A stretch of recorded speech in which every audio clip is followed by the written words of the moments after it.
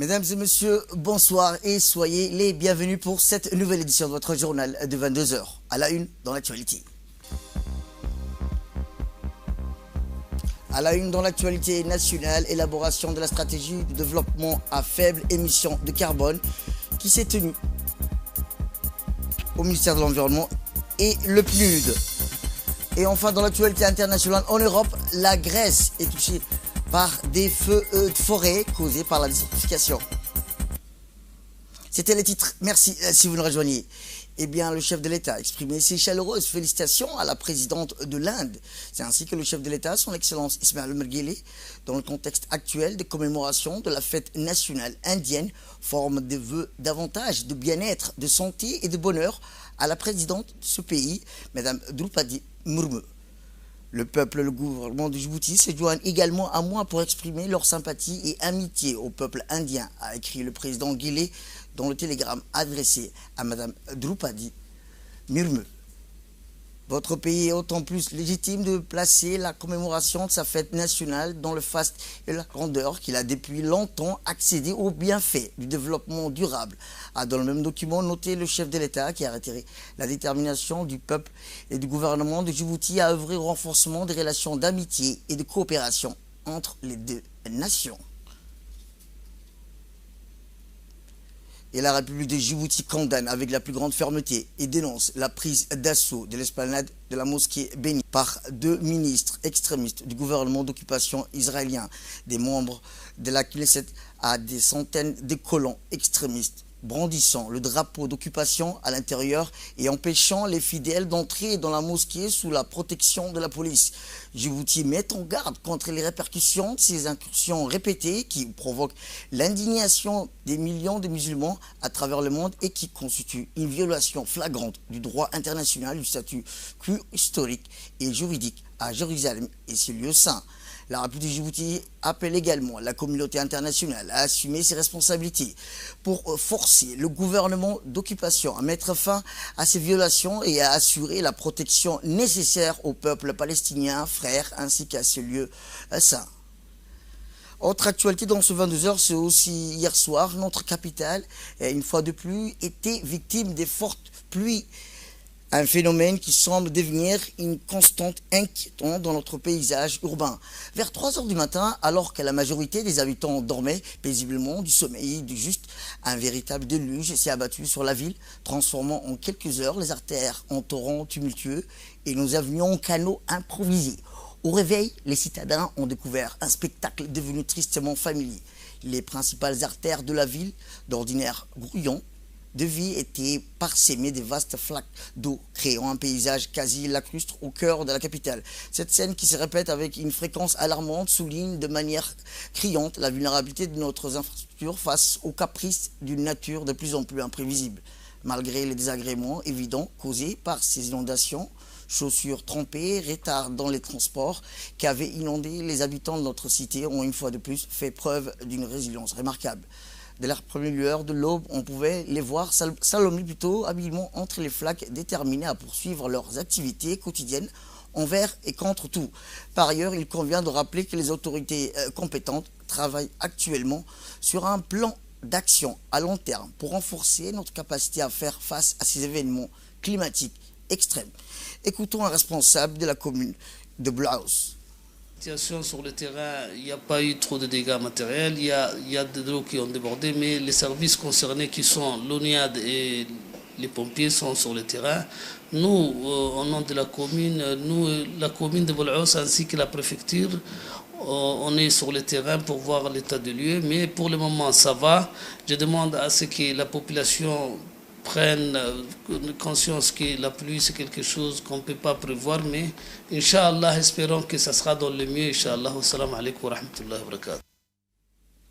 Eh bien, direction le sud du pays où les pluies estivales de la saison chaude ont été au rendez-vous dans la région d'Ali Sébié, comme partout sur le territoire national. Les environs non lointains du chef-lieu de la région d'Ali Sébié, les pluies de Karen, qui surviennent en pleine saison chaude, sont des trempes d'eau nocturnes. L'air et l'atmosphère sont devenus doux grâce aux précipitations. La ville est plongée dans un temps de saison fraîche depuis ce matin.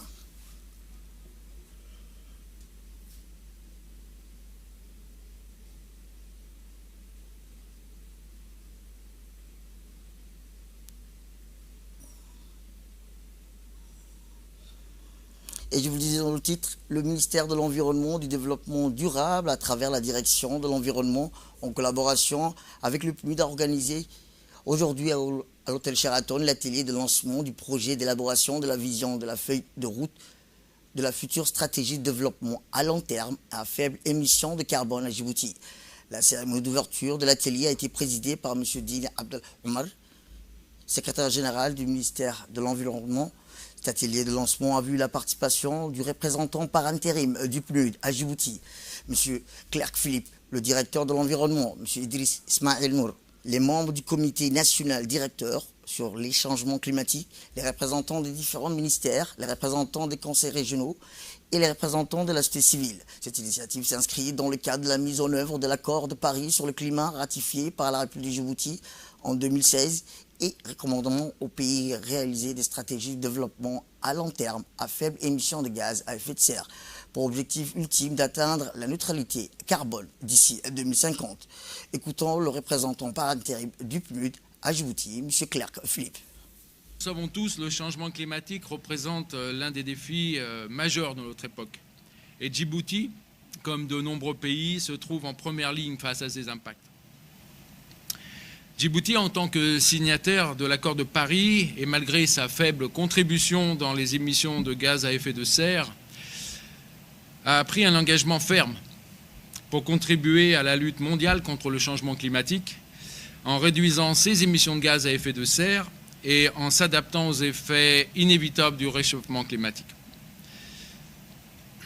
En tant que rappel, l'accord de Paris impose à chaque pays signataire à définir, mettre en œuvre et actualiser régulièrement ses contributions déterminées au niveau national.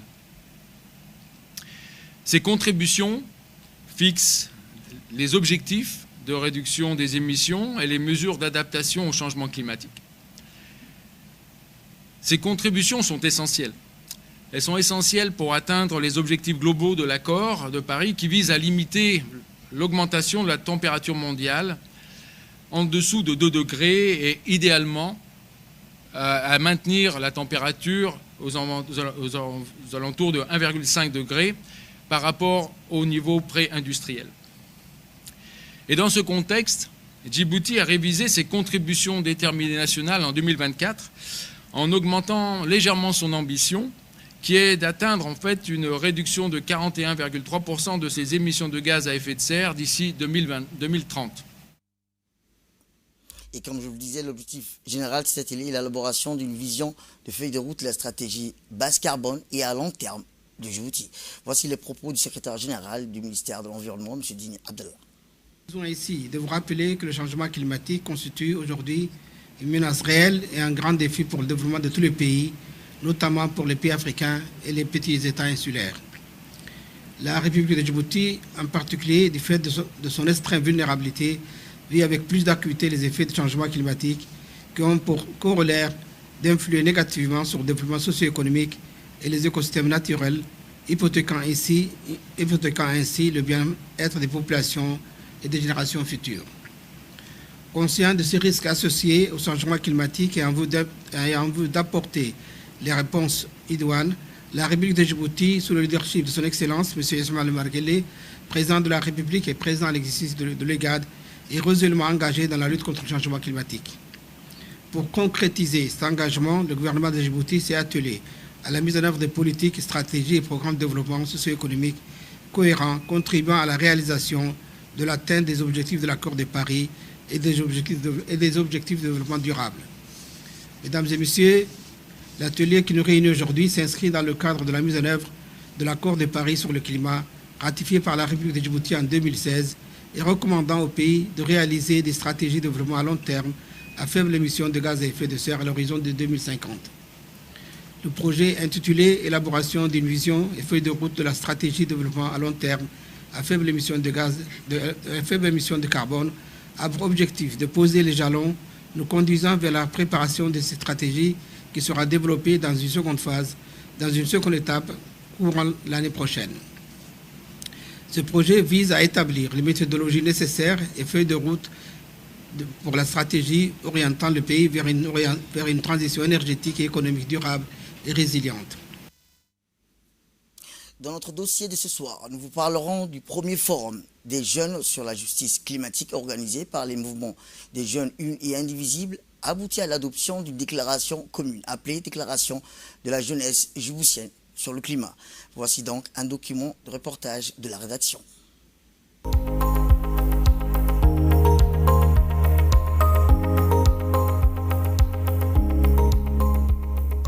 Dans un contexte mondialement menacé par les crises climatiques, le mouvement de la jeunesse unie et indivisible de Djibouti oriente la jeunesse djiboutienne vers les crises climatiques pour donner une meilleure compréhension sur les crises climatiques et encourager à prendre part aux efforts contre ces phénomènes. En collaboration avec le ministère de l'Environnement et du Développement durable et avec le soutien de l'Alliance panafricaine pour la justice climatique, le MJUI a organisé le premier forum national des jeunes sur la justice climatique du 10 au 11 août 2024 au Sheraton Hotel.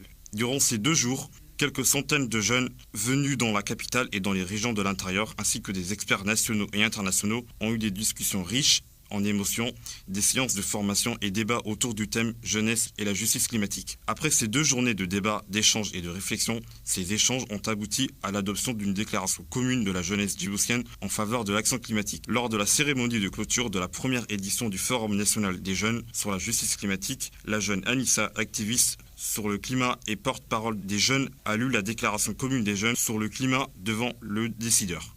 Déclaration commune à la jeunesse djiboutienne. Appel à l'action pour la justice climatique. Nous, jeunes de Djibouti, réunis à Djibouti les 10 et 11 août 2024 pour le Forum des jeunes sur la justice climatique, conscients des défis majeurs que pose le changement climatique pour notre pays et la génération future, soucieux de préserver notre environnement et de promouvoir un développement durable, réaffirmant notre attachement aux valeurs de solidarité, d'équité et de justice. Face à l'urgence climatique qui menace notre pays et à notre avenir, nous, jeunes Djiboutiens, unis dans notre détermination à construire un avenir durable, déclarons solennellement reconnaître que le changement climatique est une réalité qui impacte déjà notre quotidien, notamment des précipitations imprévisibles, des inondations, des sécheresses successives, la raréfaction de l'eau, mettant en péril nos ressources naturelles, nos moyens de subsistance et notre patrimoine culturel. Affirmer que les jeunes sont en première ligne de cette crise et que nous avons le droit de vivre dans un environnement sain et sûr. Exiger le gouvernement, des entreprises et de la communauté internationale des actions immédiates et ambitieuses pour limiter le réchauffement climatique à 1,5 degré, conformément à l'accord de Paris. Une fois adopté, le président du mouvement des jeunes unis et indivisibles, M. Ahmad Mogola, a remis la déclaration commune des jeunes sur le climat au secrétaire général du ministère de l'Environnement et du Développement durable, M. Dine Abdallah, représentant du MEDD, pour concrétiser les recommandations de la jeunesse djiboutienne sur le climat. Djibouti est en première ligne face aux effets du changement climatique. C'est ainsi que la société civile, notamment la jeunesse djiboutienne, s'engage avec détermination. Eh bien, dans notre second magazine de ce soir, nous vous parlerons de la République de Djibouti œuvre également à travers des stratégies et actions à contribuer dans la lutte pour la préservation d'un environnement sain. Eh bien, dans ce cadre, la préfecture d'Obok et le conseil régional ont proposé et présenté un projet d'une unité de recyclage et de transformation des bouteilles et sachets plastiques en pavé. Reportage.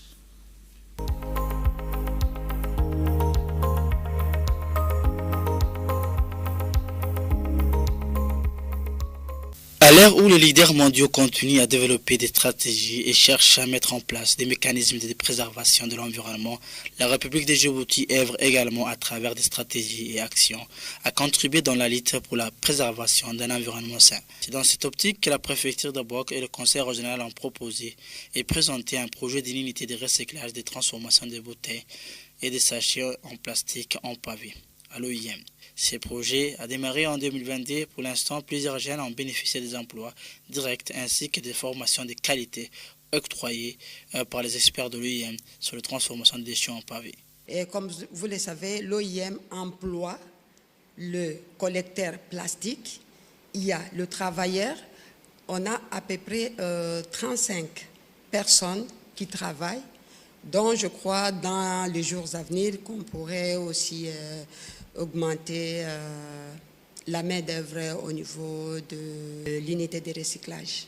Tout le monde a vu qu'au niveau de la ville de Boc, il y avait une pollution de déchets plastiques. Et ensemble avec l'OIM, les autorités locales et les secteurs privés, ils ont mis ensemble les idées pour mettre en œuvre l'unité de recyclage. Donc, c'était un ensemble des idées, un partenariat entre l'OIM, les autorités locales et les secteurs privés. En effet, les flux importants des migrants transitant par la région sont en grande partie à l'origine de la prolifération des bouteilles et des sachets en plastique, ainsi à la dégradation de l'environnement. La fabrique de Boc, fraîchement modernisée avec l'installation de nouvelles machines, se prépare à une nouvelle étape passionnante. La réception des équipements de pointe permettra la transformation des déchets en plastique de la ville en pavés aux formes et dimensions variées, offrant ainsi une solution durable pour la gestion des déchets à la création de produits utiles. Cette transformation des déchets en pavés permettra aussi d'embellir la ville de Boc et aussi dans un avenir proche, ces pavés seront exportés à l'extérieur du pays.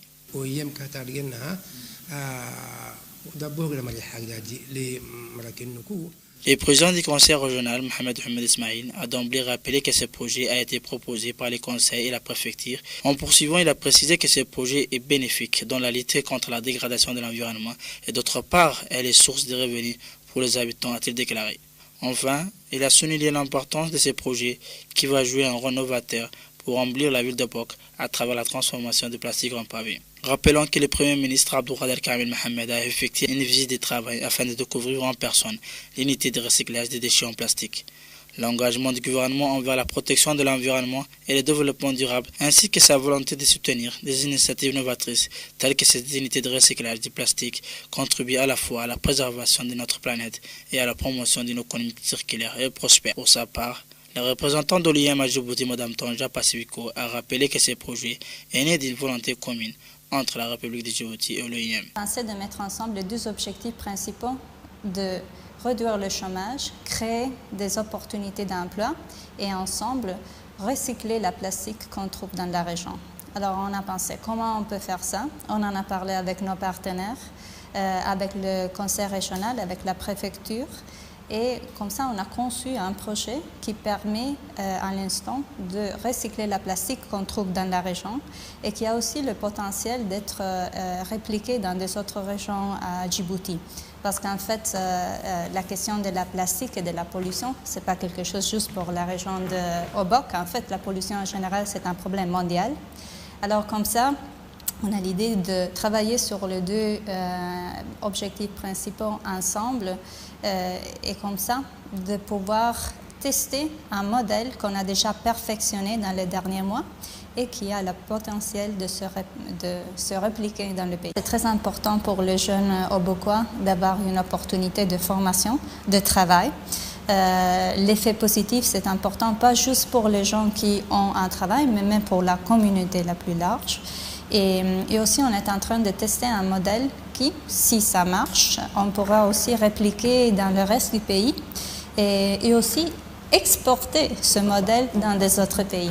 Et aussi, dans la troisième phase, on espère de mettre tout le projet, alors le faire aussi complètement vert, un projet vert. Et je pense ce type d'initiative, c'est bon pour tous les pays. Pour l'instant, plusieurs jeunes ont été formés et recrutés dans l'unité de recyclage. Un groupe de personnes vulnérables procède au ramassage de bouteilles et de sachets en plastique. Les jeunes de Boc ont tous souligné leur degré de satisfaction de ces projets, qui est une source génératrice de revenus pour les habitants.